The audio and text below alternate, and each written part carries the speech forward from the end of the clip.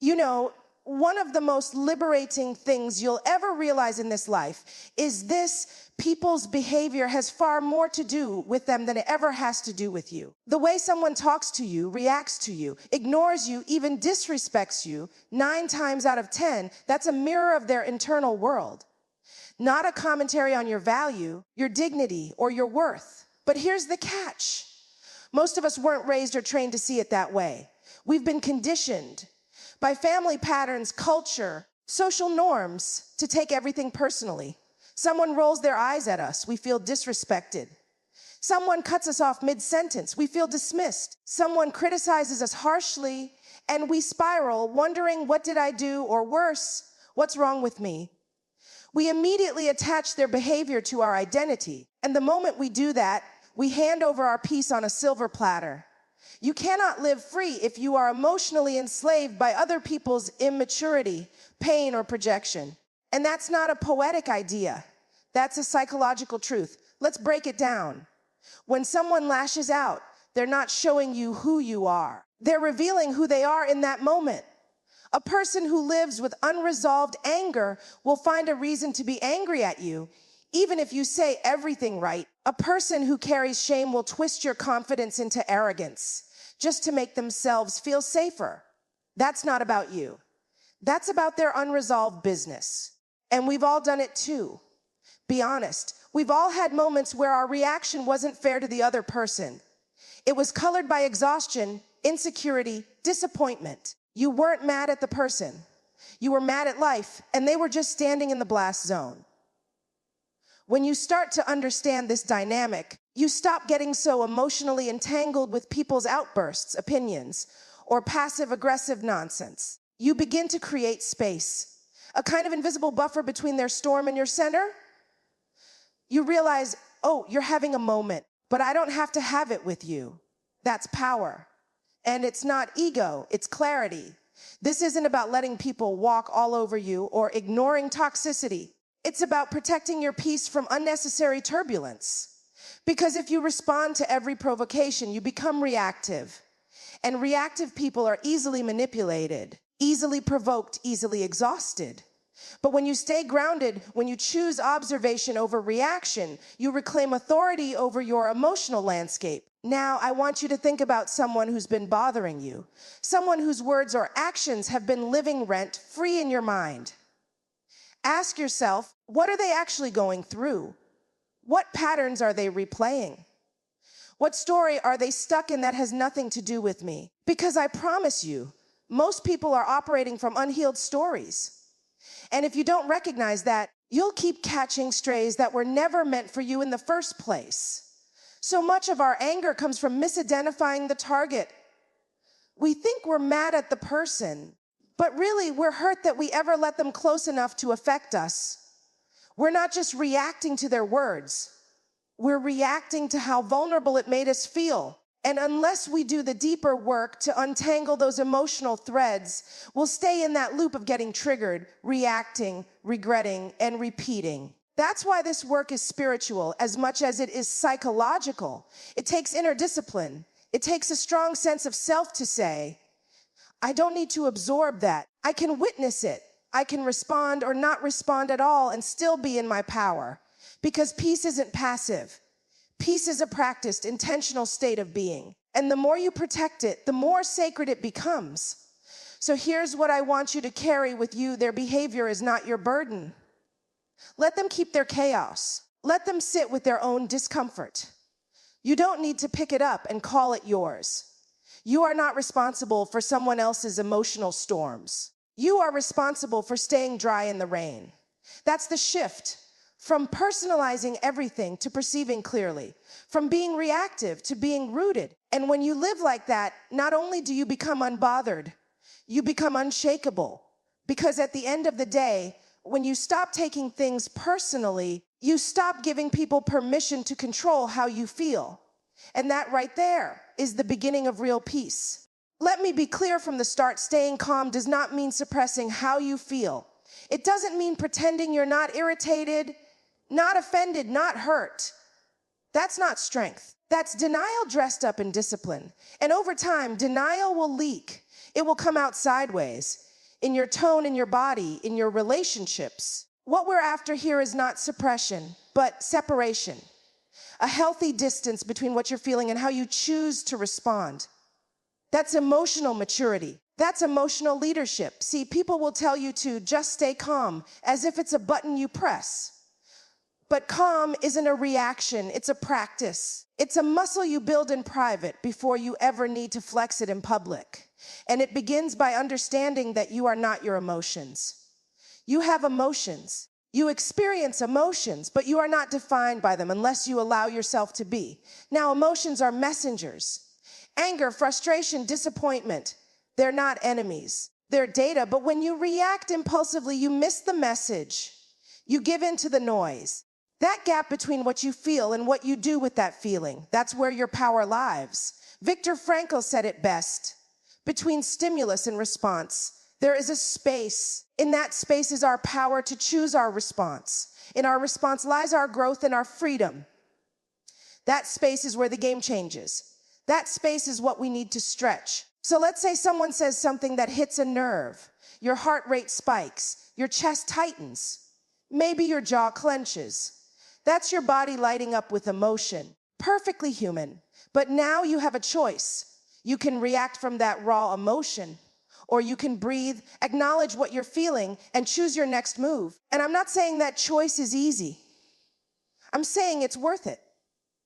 Training emotional distance doesn't mean you don't care. It means you care enough about your peace not to give it away every time someone pokes at your ego.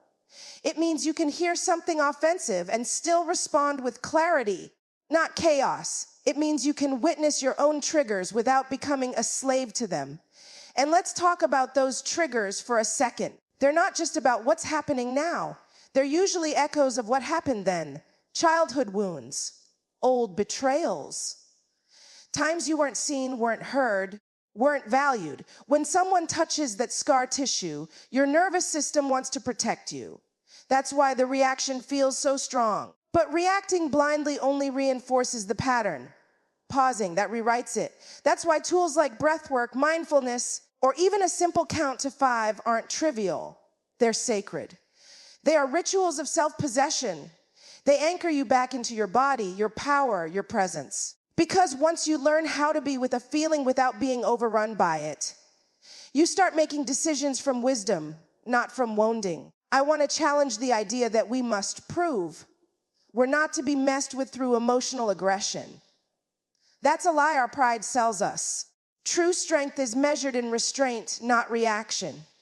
There's nothing more intimidating than someone who can stay calm while everything around them is trying to provoke a storm. That kind of peace makes people uncomfortable because they can't control it. And that's exactly why it's powerful. But listen, this takes work. It takes practice. It takes patience with yourself. You will mess up. You will catch yourself mid-reaction and wish you had paused. That's part of it. The goal isn't perfection. The goal is awareness. You can't shift what you're not aware of. But the moment you become aware, you become responsible. And the moment you take responsibility, you become free. So the next time you feel the heat rising, the words forming, the tension building, I want you to remember you don't have to go with it. You can witness it. You can honor it, but you don't have to follow it. That's what training emotional distance looks like. You are not weak for feeling things deeply. You are powerful when you can feel them fully without being controlled by them. That's real growth. That's real mastery. And here's the truth you need to hold on to. Just because a fire starts inside you doesn't mean you have to feed it. Let the fire burn out instead of burning bridges. That's how you stay powerful, poised, and free. Let's be honest, some of us are exhausted, not because life is too hard, because we keep giving our energy to things that don't deserve it. Every little comment, every sideways glance, every post, every person, every situation that pokes at our pride or presses on an old wound. And before we even realize it, our peace is gone, our focus is scattered, and our spirit feels heavy. Not because we're weak, but because we haven't learned to ask one simple but powerful question. Does this deserve my energy? That question will save your life. It's not about being passive or indifferent. It's not about pretending you don't care. It's about discernment. It's about recognizing that your attention, your reaction, your mental space, those are investments. And if you're constantly investing in things that bring no return, things that drain instead of build, you'll end up emotionally bankrupt, wondering why you feel so overwhelmed by life. This is where people confuse boundaries with bitterness. Let's clear that up. Deciding not to react isn't bitterness, it's wisdom. Choosing not to argue with someone who only wants to misunderstand you, that's not weakness. That's strategy. You don't fight every battle. You fight strategic battles. You choose when to speak, when to walk away, and when to stay silent, not out of fear, but out of clarity. See, some people thrive on reaction. Stirring chaos is how they feel in control. And the moment you engage, they've already won. Not because they're right, but because you gave them access. And when you give people unearned access to your emotions, your time, your headspace, you're giving away pieces of yourself for free. That's not generosity. That's mismanagement. Now, let's go deeper. Why is it so hard to let certain things go? Why do we keep responding, defending, proving, explaining? A lot of the time, it's ego. The part of us that still wants to be liked, understood, seen as right. And listen, ego isn't evil, it's just insecure. It's the part of us that's still healing, still afraid that silence means defeat, that walking away means weakness. But when you've done the inner work, you realize I don't need to win this moment to win in life. You learn that your peace is worth more than being right. You learn that being misunderstood is survivable. You learn that silence, when intentional, is a form of power. And power, real power, is quiet. It doesn't yell, it doesn't scramble. It doesn't defend itself to people committed to misunderstanding it. Real power knows where to place its energy. It knows that not everything deserves a response. Not every storm requires your presence. Not every mess is yours to clean up. This kind of discernment creates emotional margin. And emotional margin is what keeps you from breaking down when life gets loud. Because life will get loud. People will test your limits. Circumstances will come for your peace. But when you've already decided what's worth your energy and what isn't, you don't get caught off guard. You stay rooted. One of the most empowering decisions you'll ever make is to stop explaining yourself to people who don't want to understand. You don't owe everyone a piece of your process. You don't have to validate your boundaries. You don't need to argue your way into being respected. Either they see you or they don't. Either way, you're still whole. This level of detachment isn't cold, it's clear. It's not about building walls. It's about building filters. You filter what gets to touch your peace. You filter what gets to sit at your table. Because not everyone who wants your attention deserves your presence. So ask yourself, next time someone tests your patience, next time life throws a distraction your way, is this worth my energy? Is this fight going to feed my growth or just my ego? And if the answer is no, let it go. It doesn't mean you're giving up. It means you're rising above. It means you're choosing the long game over the petty moment. And that's what emotional mastery looks like in real time. Let me leave you with this: stop throwing pearls at pigs and wondering why they don't value them. Your peace is precious. Protect it like it costs something, because it does. Let's talk about something most people don't realize is the root of their reactivity, a fragile sense of identity. When you don't know who you are, deeply, securely, everything feels like an attack. Every rejection feels like proof. Every criticism feels personal. Every disagreement feels like a threat. And so you lash out, shut down, over-explain, or spiral. Not because the situation is so powerful, but because your foundation is shaky. If you really want to stop being bothered by people, you've got to build an identity that isn't easily shaken, not a performative one, not one based on titles, popularity, or being seen a certain way. I'm talking about an identity rooted in truth, in values, in something that doesn't collapse the moment someone else disapproves. See, when you haven't done the inner work to define yourself, other people will do it for you. And when they do, you'll spend your whole life reacting to the labels they put on you. One minute you're confident, the next you're questioning everything because somebody made a passive-aggressive comment in a meeting or didn't invite you to a gathering. That's not peace. That's imprisonment. That's living on a leash that someone else is holding.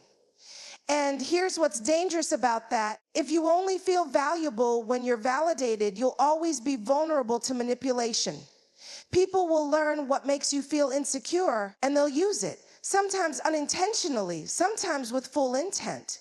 But either way, if your worth is negotiable, so is your peace. This is why the internal work is non-negotiable.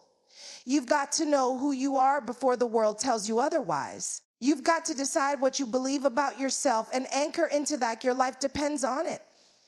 Because emotionally, it does. When you know who you are, somebody calling you too much or not enough won't rattle you. You'll know that their opinion is a reflection of their limitations, not your reality. It's like building a house on rock instead of sand. Storms will come either way, but one foundation will hold. The other will crumble. And the storms in life are people. Circumstances